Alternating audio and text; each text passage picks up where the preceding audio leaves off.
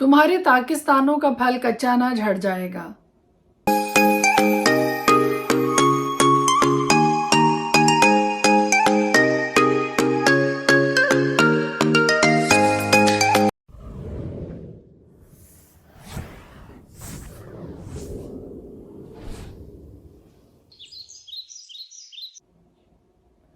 खुदाई के दूस के जिंदा जलाली बाबरकतपुर फजल नाम में एक बार फिर आपको मेरा सलाम। मेरा नाम एस्टर हारून है और खुदा का जिंदा बाबरकतपुर फजल जलाली कलाम लेकर हर रोज आपके सामने आती हूँ।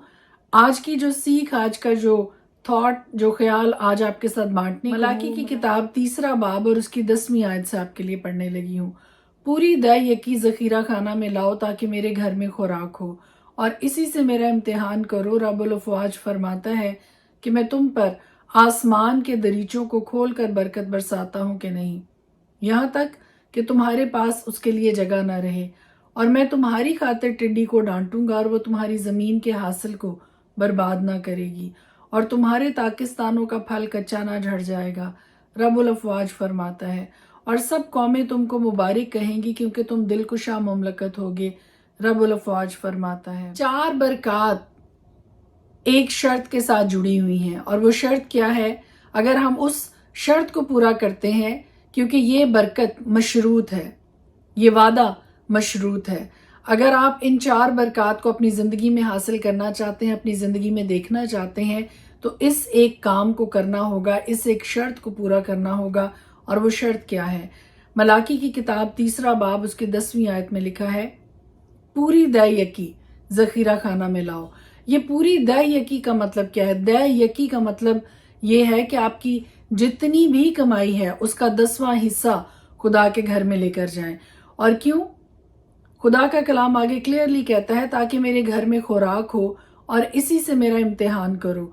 रब्बुल अफ़वाज फरमाता है कि मैं तुम पर आसमान के दरीचों को खोल कर बरकत बरसाता हूं कि नहीं, यहाँ तक कि तुम्हारे पास उसके लिए जगह ना रहे।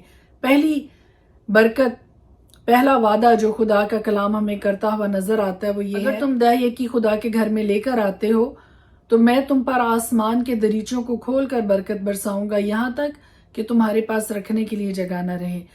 और दूसरी बात, मैं तुम्हारी खातिर टिड्डी को डांटूंगा और वो तुम्हारी जमीन के हासिल को बर्बाद ना करेगी और तुम्हारे ताकिस्तानों का फल कच्चा ना झड़ जाएगा।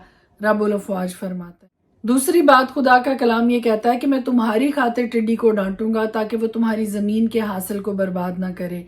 तीसरी बात, तुम्हारे ताकिस्तानों का फल कच्चा ना झड़ जाए। और चौथी बात, सब कौमें तुमको मुबारक कहेंगी क्योंकि तुम दिलकुशा मुमलकत होगे। रब्बुल अफ़वाज फरमाता है। आप पे डिपेंड करता है कि आप खुदा के कलाम की बात को सुनना चाहते हैं या लोगों की, दुनिया की बातों को सुनना चाहते हैं। दुनिया में आपको बेशुमार लोग इस तरह की वीडियोस पोस्ट करते हुए नजर आते हैं, इस तरह की कोटेशंस पोस्ट करते हुए नजर आते हैं कि खादमों का ना दें, पास्टर्स को ना दें, किसी को ना दें। खुदा का कलाम हमें ये सीख देता हुआ नजर नहीं आता। खुदा का कलाम ये बताता है कि दय यकी खुदा के घर में लेकर आए, और उस दय यकी के साथ आगे क्या होता है, उसको कौन इस्तेमाल करता है, किस तरह से इस्तेमाल करता है, इसका हिसाब उन्होंने देना है। आपका काम सिर्फ इतना है कि आप अपनी कमाई का 10वां हिस्सा खुदा के घर में लेकर जाएं और आपका काम यहाँ तक खत्म हो जाता है। आगे क्या किया जाता है उसके साथ, आगे क्या होता है उसके साथ, इसकी अकाउंटेबिलिटी उस शख्स ने देनी है जिसके हाथ में वो जाता है। इसकी अकाउंटेबिलिटी उस खादिम ने देनी है जो उस दय यकी का गलत इस्तेमाल करता है। हमारा काम सिर्फ इतना है कि हम खुदा के दिए हुए में से 10वां हिस्सा पूरी दयानतदारी के साथ, पूरी वफादारी के साथ खुदा के घर में लेकर जाएं, खुदा की हजूरी में पेश करें। और मैं तो बल्कि यहाँ तक कहूँगी कि जब आपको अपनी सैलरी मिलती है तो सबसे पहले उसमें से खुदा का हिस्सा निकालें और उस पर दुआ करें, खुदा की बरकत अपने लिए मांगें और ये 4 वादे खुदा को याद दिलाएं कि खुदावंद खुदा, तेरे कलाम में ये लिखा है, पहली बात, तो आसमान के दरीचों को खोल कर इतनी बरकत बरसा कि मेरे पास रखने के लिए जगह ना रहे। दूसरी बात, टिड्डी को मेरी खातिर डांट ताकि वो मेरी जमीन के हासिल को बर्बाद ना करे। तीसरी बात, मेरे ताकिस्तानों का फल कच्चा ना झड़ जाए। चौथी बात ये कि सब कौमें हमें मुबारक कहें। आमीन। May God bless you.